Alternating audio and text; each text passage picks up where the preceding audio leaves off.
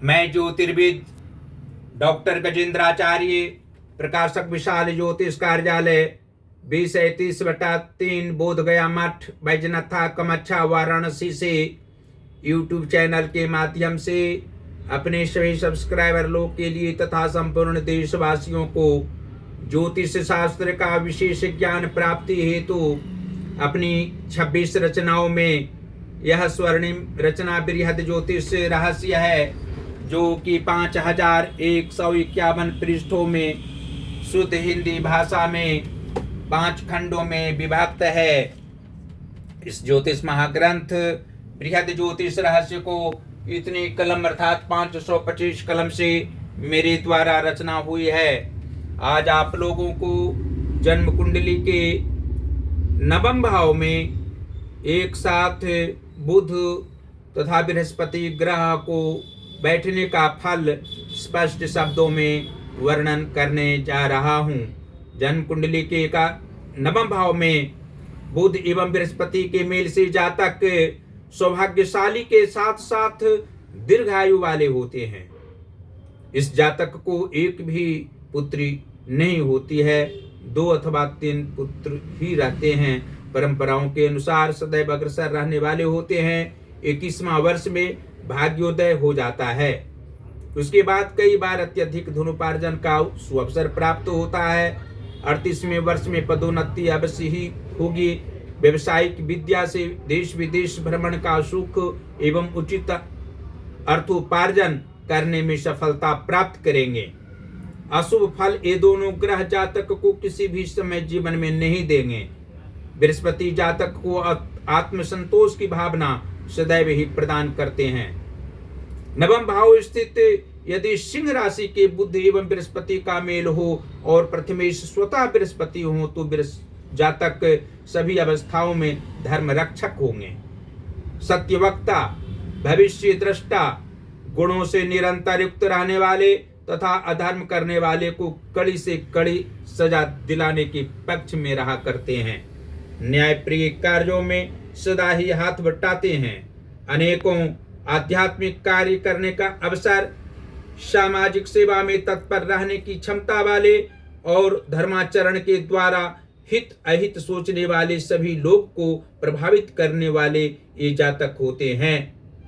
अंत अवस्था तक विशेष तनाव व दुख किसी भी स्थिति में इनको नहीं हो सकते तथा धर्म व कर्म के प्रति निरंतर अभिरुचि रखने वाले होते हैं। और यह भी स्पष्ट शब्दों में आप लोग जान सकते हैं कि जन्म कुंडली के लाभ भाव के स्वामी शुक्र ग्रह हों तथा विद्या व संतान भाव के स्वामी मंगल ग्रह हों तो नवम भाव अर्थात भाग्य व धर्म भाव में स्थित बुध तथा बृहस्पति के मेल से जातक को पुत्र सुख अवश्य होता है। पुत्र इनसे भी ज्यादा विचारवान होता है और अच्छी भावनाओं से युक्त रहने वाला होता है। उसमें विद्या की अधिकता होती है। जीवन के उत्तरार्ध भाग में अत्यंत सुखमय जीवन उसका रहा करता है और जातक अपने कर्म के सहारे आगे बढ़ने वाले होते हैं।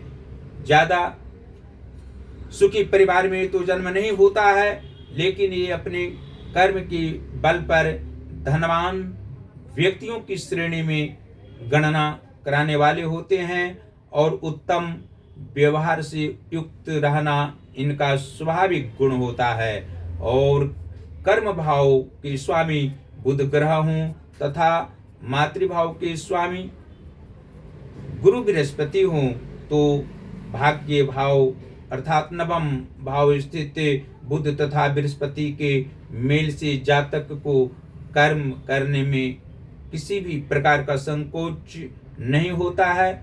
निसंदेह पूर्वक कार्य करने वाले होते हैं। स्वतंत्र विचारों से युक्त रहकर कार्य करने वाले होते हैं।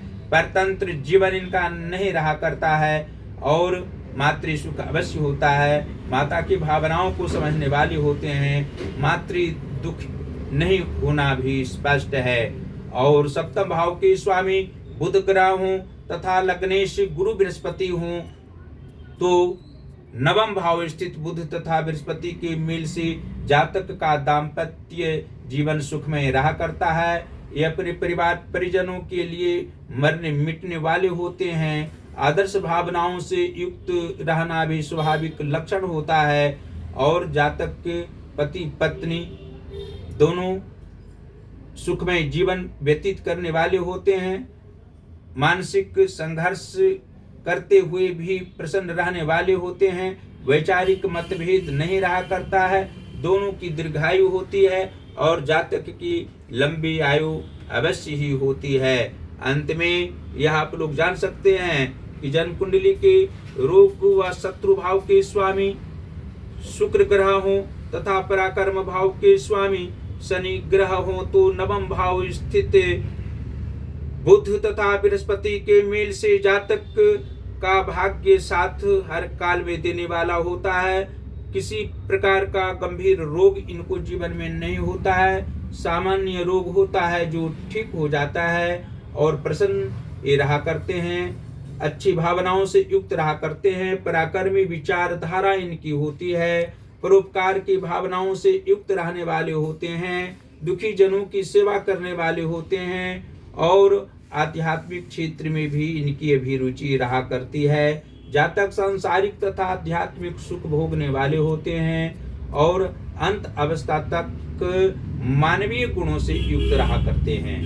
जन्म कुंडली के अष्टम भाव के स्वामी चंद्रमा हो तथा द्वादश भाव के स्वामी शुक्र ग्रह हो तो नवम भाव स्थित बुध तथा बृहस्पति के मेल से जातक के जीवन का उत्तरार्ध भाग में भी सुखमय जीवन पूर्वार्ध भाग की अपेक्षा भोग करने वाला होता है। परिवार जनों की सेवा करना इनका मुख्य उद्देश्य रहता है। परिवार जन भी इनकी बातों पर रहने वाले होते हैं। इनकी भावनाओं को समझने वाले होते हैं।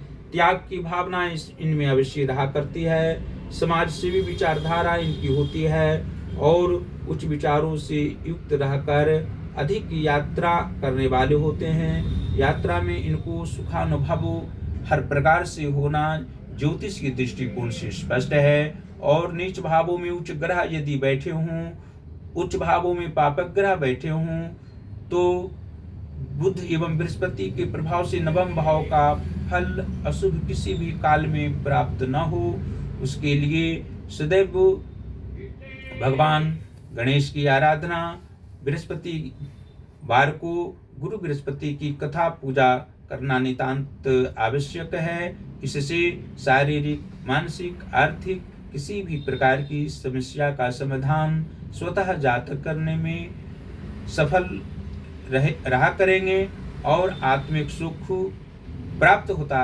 रहेगा। और अंत में इस ज्योतिष महाग्रंथ बृहद ज्योतिष रहस्य के 5 खंडों को उचित मूल्य पर यहाँ से अवश्य ही आप लोग मंगवावें। आप लोग इसका अध्ययन करते रहें। इसको किसी भी संस्था में, विद्यालय, महाविद्यालय, विश्वविद्यालय या कोई धार्मिक संस्था में इसको ले जाकर रखने से अवश्य ही अनेकों जन इसका अध्ययन करेंगे, इसका लाभ उठाएंगे और जन्म कुंडली का विशेष ज्ञान प्राप्त होगा, जिससे सांसारिक दुख हर प्रकार के मिटेंगे और आत्मिक सुख प्राप्त करेंगे। हमारी 26 सभी रचनाओं को यहाँ से मंगवाकर आप लोग अध्ययन कर सकते हैं। उचित मूल्य पर यहाँ से भेजा जाता है और भेजी जाएंगे आप लोग के पास। आप लोग सदैव प्रसन्न रहें। हमारी सभी रचनाओं का अध्ययन प्रेम पूर्वक करते रहें। देवादिदेव महादेव से हमारी प्रार्थना रहेगी निरंतर। आप लोग सदैव सुखी रहें, प्रसन्न रहें और ज्योतिष महाज्ञान जो हमारा चैनल है उसको अवश्य ही आप लोग सब्सक्राइब करें।